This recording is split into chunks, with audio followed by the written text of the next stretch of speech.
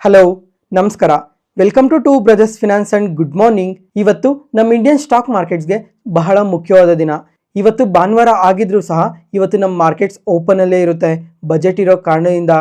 ಈಗ ಈ ಬಜೆಟಲ್ಲಿ ನಮ್ಮ ಮಾರ್ಕೆಟ್ಸ್ ಏನನ್ನ ಎಕ್ಸ್ಪೆಕ್ಟ್ ಮಾಡ್ತಾ ಇದೆ, ಯಾವ ಸೆಕ್ಟರ್ಸ್ಗೆ ತುಂಬಾನೇ ಅಡ್ವಾಂಟೇಜ್ ಇರುತ್ತೆ, ಯಾವ ಸೆಕ್ಟರ್ಸಲ್ಲಿ ಕೇಪೆಕ್ಸ್ನ ಇನ್ಕ್ರೀಸ್ ಮಾಡ್ತಾರೆ, ಸಬ್ಸಿಡೀಸ್ನ ಅನೌನ್ಸ್ ಮಾಡ್ತಾರೆ, PLIಸ್ನ ಅನೌನ್ಸ್ ಮಾಡ್ತಾರೆ, ಇದರಿಂದ ಯಾವ್ಯಾವ ಸ್ಟಾಕ್ಸ್ಗೆ ಇದು ತುಂಬಾನೇ ಅಡ್ವಾಂಟೇಜ್ ಇರುತ್ತೆ ಅಂತ ಈ ವಿಡಿಯೋದಲ್ಲಿ ತಿಳ್ಕೊಳ್ಳೋಣ. ಅದ್ರ ಜೊತೆಗೆ ಶುಕ್ರವಾರ ಆದರೆ ಗೋಲ್ಡ್ 20% ಫಾಲ್ ಆಗಿದೆ, ಸಿಲ್ವರ್ ಆದರೆ 27% ಫಾಲ್ ಆಗಿದೆ. ಈಗ ಕಮ್ಮಿಂಗ್ ಟೈಮಲ್ಲೂ ಗೋಲ್ಡ್ ಆ್ಯಂಡ್ ಸಿಲ್ವರ್ ಇದೇ ಥರ ವಾಲೆಟೈಲ್ ಆಗಿ ರಿಯಾಕ್ಟ್ ಆಗೋ ಚಾನ್ಸಸ್ ಇದೆಯಾ ಇಲ್ವಾ ಅಂತ ಈ ವಿಡಿಯೋದಲ್ಲಿ ಮಾತಾಡ್ಕೊಳ್ಳೋಣ. ಯಾವುದೇ ಕಾರಣಕ್ಕೂ ಈ ವಿಡಿಯೋನ ಸ್ಕಿಪ್ ಮಾಡೋಕೆ ಹೋಗಬೇಡಿ, ಕೊನೆ ತನಕ ನೋಡಿ, ತುಂಬಾನೇ ಯೂಸ್ಫುಲ್ ಇನ್ಫಾರ್ಮೇಷನ್ನ ಶೇರ್ ಮಾಡ್ತೀನಿ.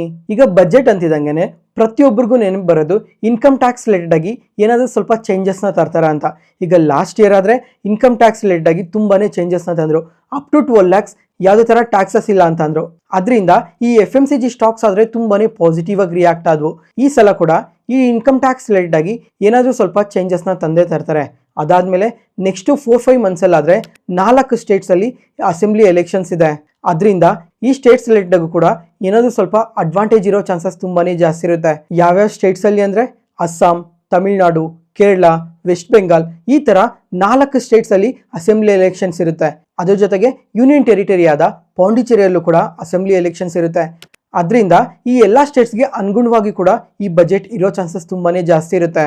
ಡಿಫೆನ್ಸ್ ಸೆಕ್ಟರ್ ಫ್ರೆಂಡ್ಸ್, ಈಗ ಲಾಸ್ಟ್ 1 year ಇಂದ ತುಂಬಾ ಸಲನೇ ಕೇಳ್ತಾ ಬಂದಿದ್ದೀವಿ. ಈ ಬಜೆಟಲ್ಲಿ ಡಿಫೆನ್ಸ್ ಸೆಕ್ಟರಲ್ಲಿ ಅಲೋಕೇಶನ್ನ ನಿಯರ್ಲಿ 20% ವರ್ಗೂ ಅಲೋಕೇಶನ್ನ ಇನ್ಕ್ರೀಸ್ ಮಾಡ್ತಾರೆ.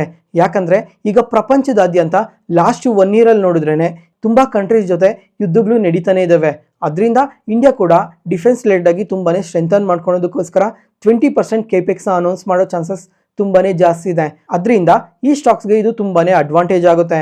ಒಂದು ವೇಳೆ ಅಲೋಕೇಶನ್ ರಿಲೇಟೆಡ್ ಆಗಿ ಯಾವುದೇ ಥರ ಪಾಸಿಟಿವ್ ಸ್ಟೇಟ್ಮೆಂಟ್ಸ್ ಏನಾದರೂ ಬರಲಿಲ್ಲ ಅಂದರೆ ಸ್ಟಾಕ್ಸ್ ಫಾಲ್ ಆಗೋ ಚಾನ್ಸಸ್ ಕೂಡ ತುಂಬಾನೇ ಜಾಸ್ತಿ ಇರುತ್ತೆ. ನೆಕ್ಸ್ಟ್ ಈಗ ಗೋಲ್ಡ್ ಆ್ಯಂಡ್ ಸಿಲ್ವರ್ ಬಗ್ಗೆ ತಿಳ್ಕೊಳ್ಳೋಣ. ಶುಕ್ರವಾರ ಗೋಲ್ಡ್ ಆದರೆ 20% ಫಾಲ್ ಆಗಿದೆ, ಸಿಲ್ವರ್ ಆದರೆ 27% ಫಾಲ್ ಆಗಿದೆ. ಈ ರೀಸೆಂಟ್ ಟೈಮಲ್ಲಿ ಎಂದೂ ಇಷ್ಟು ಫಾಲ್ ಆಗಿರಲಿಲ್ಲ, ಇಷ್ಟೊಂದು ಒಂದೇ ದಿನನೇ ಫಾಲ್ ಆಗಿದೆ. ಸಿಲ್ವರ್ ಆದರೆ ಆಲ್ ಟೈಮ್ ಐಸಿಂದ 1,10,000 ಒಂದೇ ದಿನ ಫಾಲ್ ಆಗಿದೆ. ETFs ಆದರೆ 20%ಇಂದ 25% ವರ್ಗೂ ಫಾಲ್ ಆಗಿದೆ. ಫ್ರೆಂಡ್ಸ್, ಈಗ ಇದಕ್ಕೆಲ್ಲ ಮೇನ್ ರೀಸನ್ ಬಂದು ಪ್ರಾಫಿಟ್ ಬುಕ್ಕಿಂಗ್ಗೆ. ಇದು ಎಲ್ಲರಿಗೂ ಗೊತ್ತೇ ಇದೆ. ಶುಕ್ರವಾರ ರಾತ್ರಿ ಇನ್ನೊಂದು ಡೇಟಾ ಕೂಡ ಅಪ್ಡೇಟ್ ಆಗಿದೆ. ಈಗ ಶುಕ್ರವಾರ ಮಾರ್ಕೆಟ್ ನ್ಯೂಸಲ್ಲಿ ಮಾತಾಡ್ಕೊಂಡಿದ್ವಿ, CME ಗ್ರೂಪ್ ಅವರು ಈ ಕಾಪರ್ ರಿಲೇಟೆಡ್ ಆಗಿ ಮಾರ್ಜಿನ್ಸ್ನ ಇನ್ಕ್ರೀಸ್ ಮಾಡಿದ್ದಾರೆ ಅಂತ. ಇವ್ರ ಕಡೆಯಿಂದ ಇನ್ನೊಂದು ಡೇಟಾ ಬಂದಿದೆ. ಈಗ ಗೋಲ್ಡ್ ಮತ್ತು ಸಿಲ್ವರ್ ರಿಲೇಟೆಡ್ ಆಗು ಕೂಡ ಮಾರ್ಜಿನ್ಸ್ನ ಇನ್ಕ್ರೀಸ್ ಮಾಡಿದ್ದಾರೆ. ಗೋಲ್ಡ್ಗಾದರೆ ಮುಂಚೆ 6% ಮಾರ್ಜಿನ್ಸ್ ಇತ್ತು, ಅದನ್ನ ಇವಾಗ 8%ಗೆ ಇನ್ಕ್ರೀಸ್ ಮಾಡಿದ್ದಾರೆ. ಮತ್ತು ಸಿಲ್ವರ್ಗಾದರೆ ಒಂದೇ ಮಂತಲ್ಲೇ 2 times ಮಾರ್ಜಿನ್ಸ್ನ ಇನ್ಕ್ರೀಸ್ ಮಾಡಿರೋದು. ಯಾಕಂದರೆ ಸಿಲ್ವರ್ ತುಂಬಾ ವಾಲೆಟೈಲ್ ಆಗಿ ರಿಯಾಕ್ಟ್ ಆಗ್ತಾ ಇದೆ. ಪ್ರತಿದಿನ 15,000, 20,000, 25,000ವರೆಗೂ ತುಂಬ ಪಾಸಿಟಿವ್ ಆಗಿ ಗ್ರೋ ಆಗ್ತಾ ಇರೋದಕ್ಕೆ ಇಷ್ಟು ಅಗ್ರೆಸಿವ್ ಆಗಿ ಇವರು ಮಾರ್ಜಿನ್ಸ್ನ ಕೂಡ ಇನ್ಕ್ರೀಸ್ ಮಾಡ್ತಾ ಇದ್ದಾರೆ. ಜಾನ್ವರಿ 2nd ವೀಕಲ್ಲಾದರೆ ಈ ಸಿಲ್ವರ್ ರಿಲೇಟೆಡ್ ಆಗಿ 9% ಮಾರ್ಜಿನ್ಸ್ ಇತ್ತು, ಅದನ್ನು 11%ಗೆ ಇನ್ಕ್ರೀಸ್ ಮಾಡಿದ್ರು. ಪ್ರೆಸೆಂಟ್ ಈಗ ಆ 11%ಇಂದ 15%ಗೆ ಮಾರ್ಜಿನ್ಸ್ನ ಇನ್ಕ್ರೀಸ್ ಮಾಡಿದ್ದಾರೆ. ಅದರಿಂದ ಗೋಲ್ಡ್ ಆ್ಯಂಡ್ ಸಿಲ್ವರಲ್ಲಿ ಇನ್ನೂ ತುಂಬಾ ಸೆಲ್ಲಿಂಗ್ ಪ್ರೆಷರ್ ಇನ್ಕ್ರೀಸ್ ಆಗೋ ಚಾನ್ಸಸ್ ಜಾಸ್ತಿನೇ ಇರುತ್ತೆ. ಈಗ ಈ ಇನ್ಫಾರ್ಮೇಷನ್ ಏನೋ ಶುಕ್ರವಾರ ರಾತ್ರಿ ಅಪ್ಡೇಟ್ ಮಾಡಿದ್ರು. ಇದ್ರ ಇಂಪ್ಯಾಕ್ಟ್ ಯಾವಾಗಿರುತ್ತೆ ಅಂತ ಅಂದರೆ ಇವತ್ತು ನಮ್ಮ ಮಾರ್ಕೆಟಲ್ಲಿ ಇರುತ್ತೆ. ಆದರೆ ಗ್ಲೋಬಲ್ ಮಾರ್ಕೆಟ್ಸಲ್ಲಿ ಯಾವಾಗ ಇಂಪ್ಯಾಕ್ಟ್ ಇರುತ್ತೆ ಅಂದರೆ ಸೋಮವಾರ ಇರುತ್ತೆ. ನೋಡೋಣ ಸೋಮವಾರ ಮಂಗಳವಾರ ಇಲ್ಲ ಈ ಗೋಲ್ಡ್ ಆ್ಯಂಡ್ ಸಿಲ್ವರ್ ಇನ್ನೂ ಎಷ್ಟು ಫಾಲ್ ಆಗುತ್ತೆ ಅಂತ. ಅದ್ರ ಜೊತೆಗೆ ಇವತ್ತು ಬಜೆಟಲ್ಲೂ ಕೂಡ ಈ ಗೋಲ್ಡ್ ಆ್ಯಂಡ್ ಸಿಲ್ವರ್ ರಿಲೇಟೆಡ್ ಆಗಿ ಸ್ವಲ್ಪ ಅಪ್ಡೇಟ್ಸ್ನ ನೋಡ್ಬೋದಾಗಿರುತ್ತೆ. ಪ್ರೆಸೆಂಟ್ ಈಗ ಈ ಕಮಾಡಿಟೀಸ್ ಮೇಲೆಲ್ಲ ಇಂಪೋರ್ಟ್ ಟ್ಯಾಕ್ಸಸ್ ಇದೆ, ಜೊತೆಗೆ GST ಇದೆ.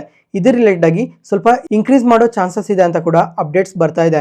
ಒಂದು ವೇಳೆ ಅದೇ ಥರ ಇಂಪೋರ್ಟ್ ಡ್ಯೂಟೀಸ್ ಏನಾದರೂ ಇನ್ಕ್ರೀಸ್ ಮಾಡಿದ್ರೆ ಕಮ್ಮಿಂಗ್ ಟೈಮಲ್ಲೂ ಈ ಕಮಾಡಿಟೀಸ್ ಎಲ್ಲ ಫಾಲ್ ಆಗೋ ಚಾನ್ಸಸ್ ತುಂಬಾನೇ ಜಾಸ್ತಿ ಇರುತ್ತೆ. ಅದಾದಮೇಲೆ ಈಗ ಪ್ರತಿಯೊಬ್ಬರು ಏನು ಎಕ್ಸ್ಪೆಕ್ಟ್ ಮಾಡ್ತಾರೆ ಅಂದರೆ ರೈಲ್ವೇಸ್ ರಿಲೇಟೆಡ್ ಆಗಿ ಕೇಪೆಕ್ಸ್ನ ಇನ್ಕ್ರೀಸ್ ಮಾಡೇ ಮಾಡ್ತಾರೆ ಅಂತ.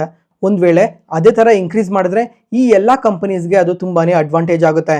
ಅದಾದಮೇಲೆ ರಿನ್ಯೂವಬಲ್ ಎನರ್ಜಿ ಫ್ರೆಂಡ್ಸ್, ಈಗ ಗೌರ್ಮೆಂಟ್ ಆದರೆ ಈ ರಿನ್ಯೂವಬಲ್ ಎನರ್ಜಿ ಕಡೆ ಟರ್ನ್ ಆಗೋದಕ್ಕೆ ತುಂಬಾನೇ ಟ್ರೈ ಮಾಡ್ತಾ ಇದ್ದಾರೆ. ಈಗ ಇಂಡಿಯಾದಲ್ಲಿ ನೋಡಿದ್ರೆ ಪವರ್ ಡಿಮ್ಯಾಂಡ್ ತುಂಬಾನೇ ಇನ್ಕ್ರೀಸ್ ಆಗ್ತಾ ಇದೆ. ಅದರಿಂದ ಈ ರಿನ್ಯೂವಬಲ್ ಎನರ್ಜಿ ಕಂಪನೀಸ್ಗೂ ಇದು ತುಂಬಾನೇ ಅಡ್ವಾಂಟೇಜ್ ಇರುತ್ತೆ. ಈ ಎಲ್ಲ ಕಂಪನೀಸ್ನ ಫೋಕಸ್ ಮಾಡಿ. ಅದಾದಮೇಲೆ ಈ ಎಲೆಕ್ಟ್ರಾನಿಕ್ ಮ್ಯಾನುಫ್ಯಾಕ್ಚರಿಂಗ್ ಸರ್ವಿಸಸ್ ರಿಲೇಟೆಡ್ ಆಗಿ ಸ್ವಲ್ಪ PLI ಸ್ಕೀಮ್ಸ್ನ ಅನೌನ್ಸ್ ಮಾಡೋ ಚಾನ್ಸಸ್ ತುಂಬಾನೇ ಜಾಸ್ತಿ ಇರುತ್ತೆ. ಅದರಿಂದ ಈ ಎಲ್ಲ ಕಂಪನೀಸ್ಗೂ ಅಡ್ವಾಂಟೇಜ್ ಇರುತ್ತೆ. ನೆಕ್ಸ್ಟ್ ಅದಾದಮೇಲೆ ಸೆಮಿ ಕಂಡಕ್ಟರ್ಸ್, ಈಗ ಇಂಡಿಯಾದಲ್ಲಿ ಫಸ್ಟ್ ಸೆಮಿಕಂಡಕ್ಟರ್ನ 2025 ಲಾಂಚ್ ಮಾಡಿದ್ರು. ಈಗ ತುಂಬಾ ಸಲನೇ ನಮ್ಮ ಕಾಮರ್ಸ್ ಮಿನಿಸ್ಟರ್ ಅವರು ಮೆನ್ಷನ್ ಮಾಡಿದ್ರು, ಈ ಸೆಮಿಕಂಡಕ್ಟರ್ಸ್ನ ಇಂಡಿಯಾದಲ್ಲೇ ಮ್ಯಾನುಫ್ಯಾಕ್ಚರ್ ಮಾಡಬೇಕು, ಇದ್ರ ರಿಲೇಟೆಡ್ ಆಗಿ ತುಂಬಾನೇ ಕೇಪೆಕ್ಸ್ ಮಾಡೋ ಚಾನ್ಸಸ್ ತುಂಬಾನೇ ಜಾಸ್ತಿ ಇದೆ ಅಂತ ಅಪ್ಡೇಟ್ ಮಾಡಿದ್ರು. ಒಂದು ವೇಳೆ ಇದು ನಿಜ ಆದರೆ ಈ ಎಲ್ಲ ಕಂಪನೀಸ್ನ ಫೋಕಸ್ ಮಾಡಿ. ಅದಾದಮೇಲೆ ಡೇಟಾ ಸೆಂಟರ್ ರಿಲೇಟೆಡ್ ನೋಡ್ಕೊಂಡ್ರೆ ಈ ಎಲ್ಲ ಕಂಪನೀಸ್ನ ಫೋಕಸ್ ಮಾಡಿ. ಫ್ರೆಂಡ್ಸ್, ಈಗ ಈ ರೀಸೆಂಟ್ ಟೈಮಲ್ಲಿ ನೋಡಿದ್ರೆ ಪ್ರತಿಯೊಂದು ಕಂಟ್ರಿ ಕೂಡ ಎ ರಿಲೇಟೆಡ್ ಆಗಿ ಒಂದಲ್ಲ ಒಂದು ಅಪ್ಡೇಟ್ಸ್ ಬರ್ತಾನೆ ಇದ್ದಾವೆ. ಆ ಕಂಪನಿ ಆ ಥರ ವರ್ಕ್ ಮಾಡ್ತಾ ಇದೆ, ಈ ಕಂಪನಿ ಈ ಥರ ಲಾಂಚ್ ಮಾಡ್ತಾ ಇದೆ ಅಂತ ತುಂಬ ಅಪ್ಡೇಟ್ಸ್ ಬರ್ತಾನೆ ಇದೆ. ಆದರೆ ಇಂಡಿಯಾದಲ್ಲಿ ಮಾತ್ರ ಎ ರಿಲೇಟೆಡ್ ಆಗಿ ಯಾವುದೇ ಥರ ಅಪ್ಡೇಟ್ಸ್ ಏನೂ ಬರ್ತಾ ಇಲ್ಲ. ನಮ್ಮ ಕಂಪನೀಸ್ ಆದರೆ ಎ ರಿಲೇಟೆಡ್ ಆಗಿ ವರ್ಕ್ ಮಾಡ್ತಾ ಇದ್ದಾರೆ, ಆದರೆ ಮೇಜರಾಗಿ ಯಾವುದೇ ಥರ ವರ್ಕ್ ಮಾಡ್ತಾ ಇಲ್ಲ. ಅದರಿಂದ ಗೌರ್ಮೆಂಟ್ ಈ ಎ ರಿಲೇಟೆಡ್ ಆಗಿ ಏನಾದರೂ ಸ್ವಲ್ಪ ಪಾಲಿಸೀಸ್ನ ಚೇಂಜಸ್ ತಂದರೆ ಈ ಎಲ್ಲ ಕಂಪನೀಸ್ಗೂ ಕೂಡ ಅಡ್ವಾಂಟೇಜ್ ಇರುತ್ತೆ. ಜೊತೆಗೆ ಈ 2025 ನೋಡಿದ್ರೆ ನಮ್ಮ ಇಂಡಿಯನ್ ಮಾರ್ಕೆಟ್ ಬಿಟ್ಟರೆ ಇನ್ನು ಮಿಕ್ಕಿರೋ ಗ್ಲೋಬಲ್ ಮಾರ್ಕೆಟ್ಸ್ ಎಲ್ಲ ಕೂಡ ತುಂಬಾನೇ ಬೆಟರಾಗಿ ಪರ್ಫಾರ್ಮ್ ಮಾಡಿದ್ದಾವೆ. ಪ್ರತಿಯೊಂದು ಮಾರ್ಕೆಟ್ಸ್ ಕೂಡ 20%, 30%, 40%ವರೆಗೂ ಪಾಸಿಟಿವ್ ಆಗಿ ರ್ಯಾಲಿ ಆಗಿದೆ. ಯಾಕಂದರೆ ಅವರೆಲ್ಲ ಎ ರಿಲೇಟೆಡ್ ಆಗಿ ವರ್ಕ್ ಮಾಡ್ತಾ ಇದ್ದಾರೆ. ಅದು ಒಂದು ಕಾರಣ ಆಗಿರ್ಬೋದು ನಮ್ಮ ಇಂಡಿಯನ್ ಮಾರ್ಕೆಟ್ಸಿಂದ FIIs ಎಕ್ಸಿಟ್ ಆಗ್ತಾ ಇರೋದು. ನೋಡೋಣ ಇವಾಗ ಏನಾದರೂ ಈ ಬಜೆಟಲ್ಲಿ ಎ ರಿಲೇಟೆಡ್ ಆಗಿ ಸ್ಪೆಂಡಿಂಗ್ಸ್ ಏನಾದರೂ ಇನ್ಕ್ರೀಸ್ ಮಾಡ್ತಾರಾ ಅಂತ.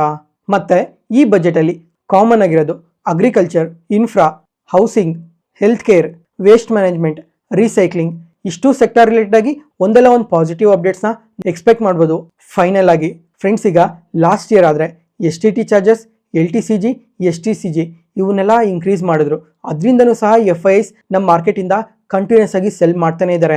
ಈಗ ಲಾಸ್ಟ್ 2 ಇಯರ್ಸಲ್ಲಾದರೆ ನಿಯರ್ಲಿ 3,000ದಿಂದ 4,000 ಕೋಟಿ FIIs ನಮ್ಮ ಮಾರ್ಕೆಟಿಂದ ಸೆಲ್ ಮಾಡಿದ್ದಾರೆ. ಜೊತೆಗೆ ಇವಾಗ FIIs ಅಸೆಟ್ ಅಂಡರ್ ಕಸ್ಟೋಡಿಯನ್ ಆದರೆ 13 ಇಯರ್ಸ್ ಲೋ ಅಲ್ಲಿದೆ.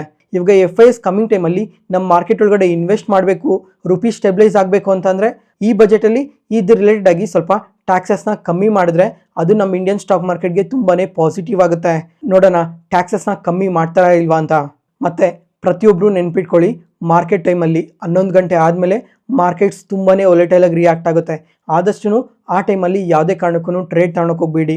ಅದರಲ್ಲೂ ಬಿಗಿನರ್ಸ್ ಆದಷ್ಟು ಅವಾಯ್ಡ್ ಮಾಡಿ ಜಸ್ಟ್ ಮಾರ್ಕೆಟ್ನ ನೋಡ್ತಾ ಇರಿ, ಯಾವ ಥರ ನಡೀತಾ ಇದೆ, ಎಷ್ಟು ಒಲೆಟೈಲಾಗಿ ರಿಯಾಕ್ಟ್ ಆಗ್ತಾ ಇದೆ, ಯಾವ ಕಂಪನೀಸ್ಗೆ ಅಡ್ವಾಂಟೇಜ್ ಇರುತ್ತೆ, ಡಿಸ್ಅಡ್ವಾಂಟೇಜ್ ಇರುತ್ತೆ ಅಂತ ಪ್ರತಿಯೊಂದನ್ನು ಟ್ರ್ಯಾಕ್ ಮಾಡ್ತಾ ಇರಿ. ಜೊತೆಗೆ ಬಜೆಟ್ಸ್ ಪರವಾಗಿ ಟೈಮ್ ಟು ಟೈಮ್ ಇನ್ಫಾರ್ಮೇಷನ್ ಎಲ್ಲ ವಾಟ್ಸಪ್ ಚಾನಲಲ್ಲಿ ಶೇರ್ ಮಾಡ್ತಾ ಇರ್ತೀನಿ. ವಾಟ್ಸಪ್ ಚಾನಲ್ ಲಿಂಕ್ ಡಿಸ್ಕ್ರಿಪ್ಷನಲ್ಲಿ ಕೊಟ್ಟಿರ್ತೀನಿ, ಒಂದ್ಸಲ ಚೆಕ್ ಮಾಡಿ. ಜೊತೆಗೆ ಬಜೆಟ್ ಆಗ್ತಿದ್ದಂಗೆ ಈ ಬಜೆಟಲ್ಲಿ ಯಾರಿಗೆ ಅಡ್ವಾಂಟೇಜ್ ಇದೆ, ಯಾರಿಗೆ ಡಿಸ್ಅಡ್ವಾಂಟೇಜ್ ಇದೆ ಅಂತ ಪ್ರತಿಯೊಂದು ಇನ್ಫಾರ್ಮೇಷನ್ನ ಕೂಡ ನಮ್ಮ ಮಾರ್ಕೆಟ್ ಕ್ಲೋಸ್ ಆದಮೇಲೆ ಶೇರ್ ಮಾಡ್ತೀನಿ. ಆ ವಿಡಿಯೋನೂ ಸಹ ತಪ್ಪದೆ ನೋಡಿ. Thank you.